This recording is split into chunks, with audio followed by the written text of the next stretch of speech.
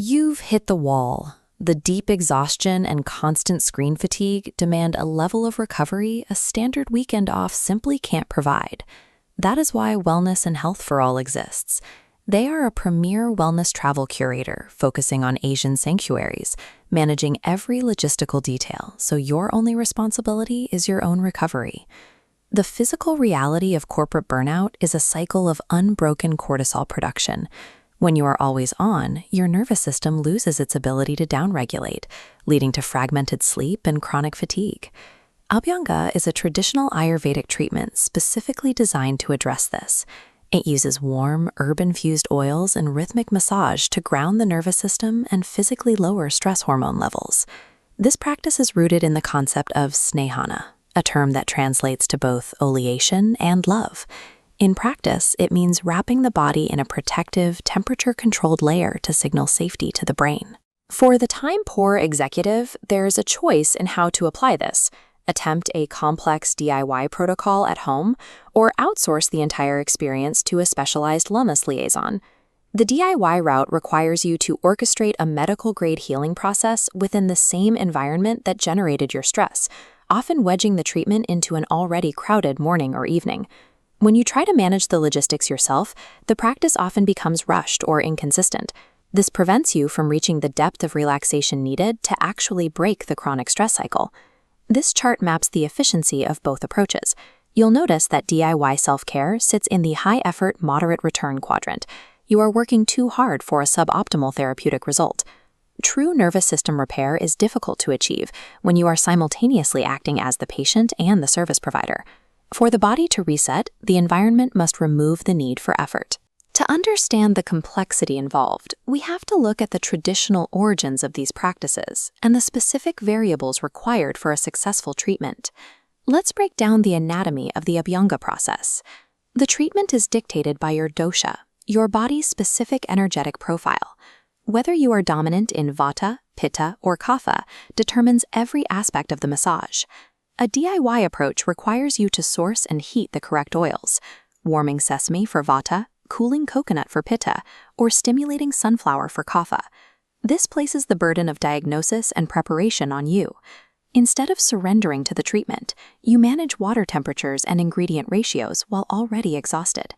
At a sanctuary, experts prepare the oils and specialized massage bundles.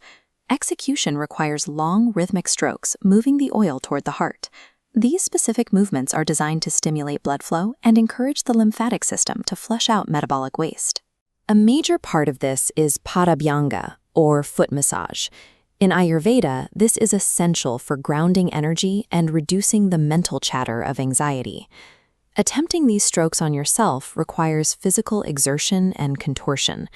This muscular effort actively prevents the state of total physical surrender that makes the treatment effective. This level of professional care is found across Southeast Asia, in environments designed specifically to support the integration of the treatment. Integration is the most overlooked phase. You must rest for 15 minutes post-massage to allow the skin to absorb the herbal properties of the oil and increase tissue elasticity. At home, your rest is cut short by the reality of cleanup. You have to wash off the excess oil in a warm shower without using harsh soaps that would strip away the protective layer.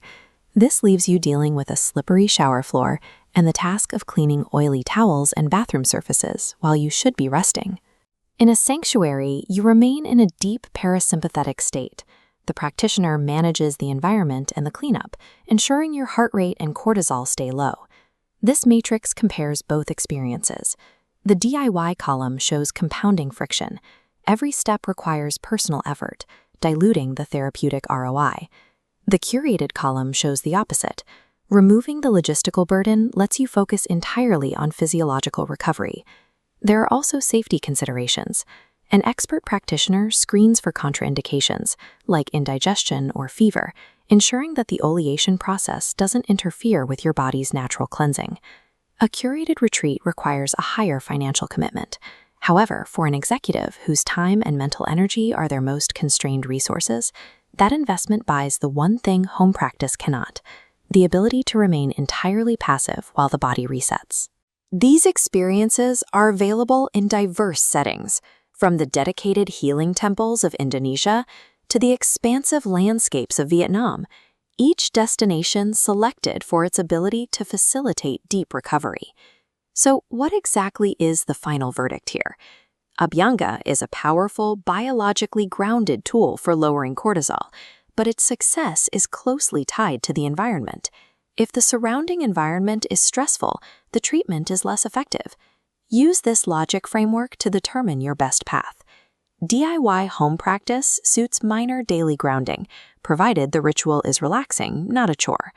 Curated immersion is necessary for professionals facing systemic burnout. It's for those who must stop managing and start recovering. The ultimate return on investment here is clarity. By using a travel curator, your only input is the decision to go.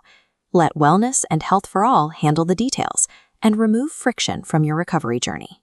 To begin your recovery, contact the team via WhatsApp, email, or through the link in the description. Your journey starts with a single message: